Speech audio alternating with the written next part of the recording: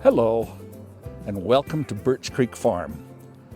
Today, I'm doing something that you'll very seldom see an American male do. I'm taking out my lawn. Well, at least part of it. I think the neighbors driving by think I'm like Kevin Costner in Field of Dreams. Is he out of his mind? He's plowing under his corn. But it's not that I don't love a good lawn. I do. I love a beautiful lawn, and we hope to have some beautiful lawn here in Birch Creek Farm. But this area is the rose labyrinth. Now, you might remember that in the last episode, I took you into our backyard and showed you where I was going to build a rose labyrinth. Now, a rose labyrinth is exactly what you'd expect it to be. It's a labyrinth made out of paths that wind around, and those paths create little rooms, and those rooms will have in them roses as well as other companion plants. I like to doodle my garden plans on a whiteboard, and here's the plan for the rose labyrinth. Now you'll notice that there's a circle in the middle, and then petals like a flower that radiate out from that middle. And then all the way around, there's a path. And together, those paths create 13 different rooms for the roses and their companions.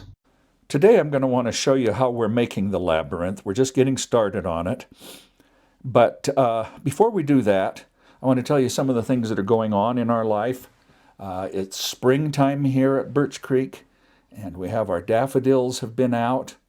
We're now moved on to the tulip phase. We don't have a lot of tulips, but those we do have are lovely, and we'll be adding more. Yes, it's snowed here. It's been a little nasty weather the last little while. One day we had it snow and then melt and look all green and then snow again. We've had a few hard frosts. A friend of mine gave me some raspberries. He and his wife are wonderful raspberry growers, and they had some extra canes that they gave me. I put them in the garden. They're very healthy. They're going to come along beautifully. And our seeds are growing on. You can see them here.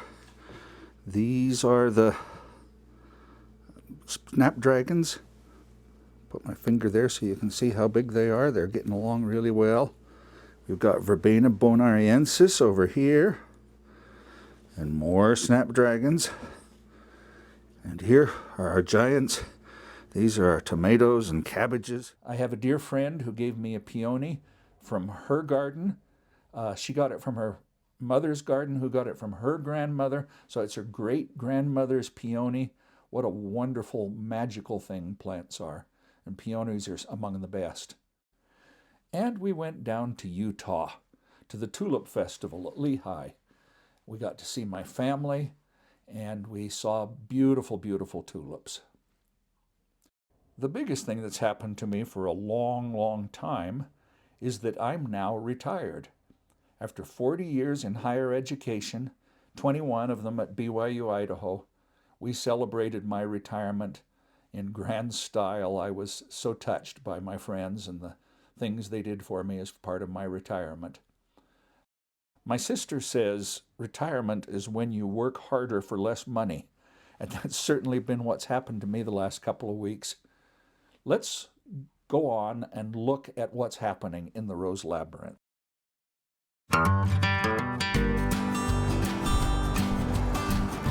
All right, this is our turf cutter. We rented it today for the day.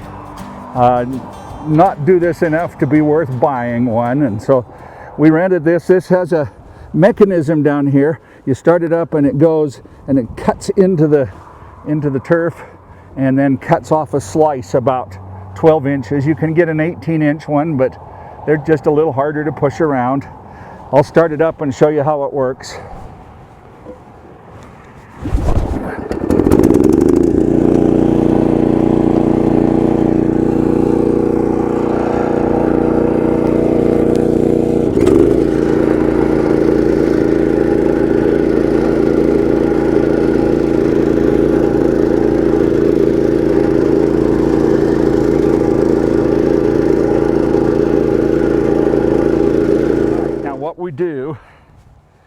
is now that that's been cut, we take it and we roll it up just a little bit.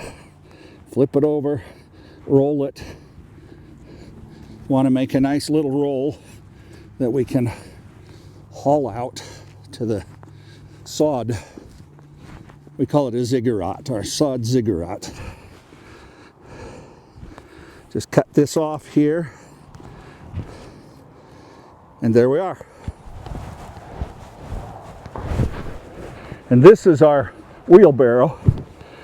Fortunately, we have it hooked up to the mower, so we don't have to walk all the way across the property with the wheelbarrow. And we just pick up these turves, they're called. Make sure you get that V in there, turve, and throw them in the wheelbarrow.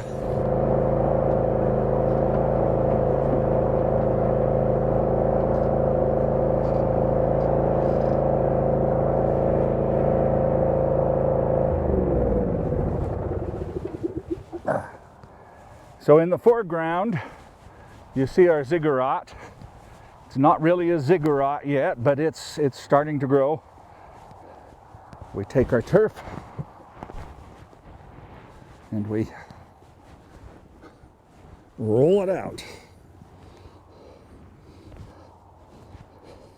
You put it down. The secret is to put it dirt to dirt or turf to turf, grass to grass.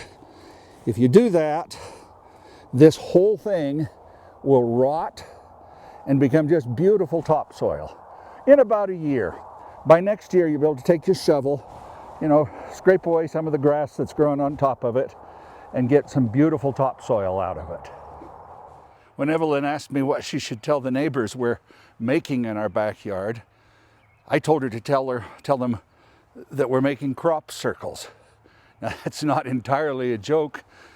In order to make something that will look really good from the air, and I don't know how many times people will see our garden from the air, but that's the geometrical structure of it.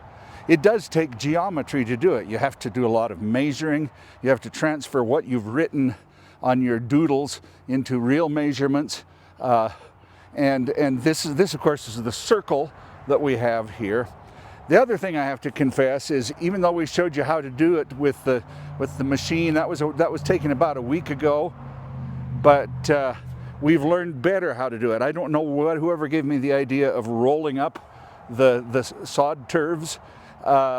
It works better for us just to lift them right out of the ground, not to roll them up. Okay, so because we didn't roll up the turves, we don't have to unroll the turves. This is a much better situation for us. So all you have to do is pick them up out of the wagon and set them in. And as I told you, if it's sod up, then you put sod down. If it's dirt up, you put dirt down. So here's a dirty place. Just put the sod on that. Then the next piece of sod that goes on that, I flip it over and I unravel the wagon, unload the wagon, I should say. Sometimes I unravel the wagon too, but unload the wagon just in a few minutes compared with what it took us when we were trying to do it with the truck and getting up in the truck and trying to shovel stuff out. This is a much, much better way of doing it. And that's one of the fun things about gardening, is that you discover your own ways to do things, ways that work with your body, with your tools, with your land. It works great. So we thought we'd round out this episode by showing you a few other things that we're doing. We're not just working on the rose labyrinth. This is our greenhouse. We have another big greenhouse and a little small one, but we're getting this one ready. We brought it over from our old house when we moved here last year, and in order to have time to just get things into it, we just set it down on the ground and tried to keep the lawn mowed out from under it. This year we're doing much more to it. We're taking the sod out, as you can see, digging down. We'll put some gravel in here and some landscape fabric and some sand and then some bricks. We've also got our tables out that we're repairing. And as you can probably see, there's a lot of hard water build up here. We'll be scrubbing this before we start planting seeds in it next week. This is our long border. We planted a lot of perennials in here back last year. But there's still a lot of room between them, so there's a lot of room for weeds to come in the spring. It's always a regular spring ritual to dig it out and then to compost it, to keep the weeds out. We go after it with a shovel at this stage. Later in the year, when you have just a lot of little annual weeds, you can do it with a hoe. You can cut them off and they'll die and they won't come back. But these big clumps of couche grass or crab grasses, as they're called, we really have to go after them with a shovel. Let me see if I can get some of these, show you the roots in these. Yeah, here's some. These roots will grow and they'll tangle around if you let them go for very long. And every little piece, you break off a little tiny piece like this, leave it in the soil, they will grow back.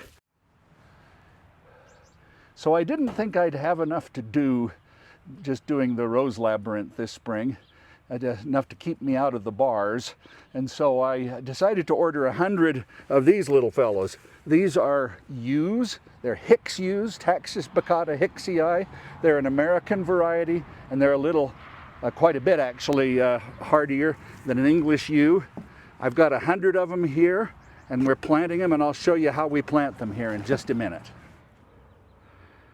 Now this is the beginning of our yew hedge that's going to be around our secret garden.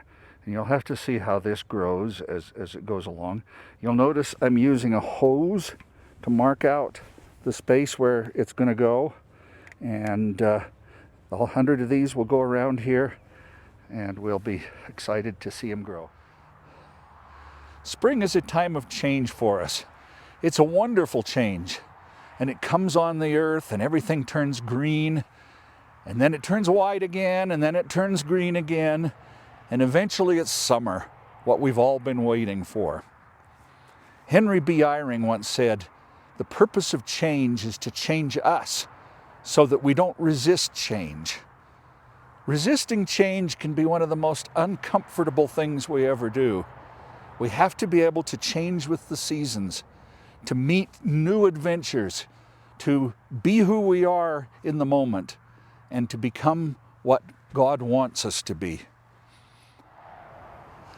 Sometimes change takes a long time, like here in the garden. This young oak tree, it's going to take a long time to mature. I probably won't live to sit under it, but that's okay. We plant trees for other people to sit under. Sometimes change is fast, like the frost that came last week and nipped all our fruit trees in the bud. We may not get a lot of fruit this fall, we'll see. But that's okay. This year we'll have other things. This year will be right for the things of this season. We hope you enjoyed your time here at Birch Creek, and we hope you'll join us next week. Bye-bye.